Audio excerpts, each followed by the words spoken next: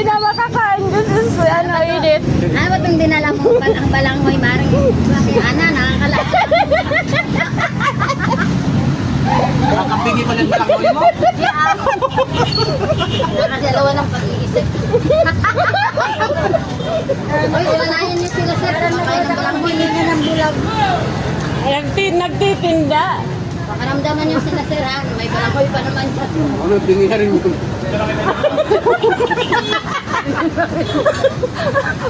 Sis Ana kasi, kung ano. Niluluto dito eh. Ano ka? Bilang mo lang yan. Uy, masarap Meron bilang ano mo. sa ano. Walang kolesterol yan ha. Hindi kayo malaki. Pampabingi. Oo, pampatingin. Walang mantika. Pampabingi, walang mantika.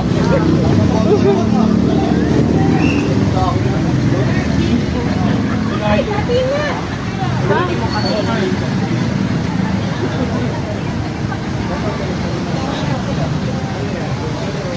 Masarap, di ba? Ang sarap ng gamot. Matigas. Sir, nakakalimot ng isip.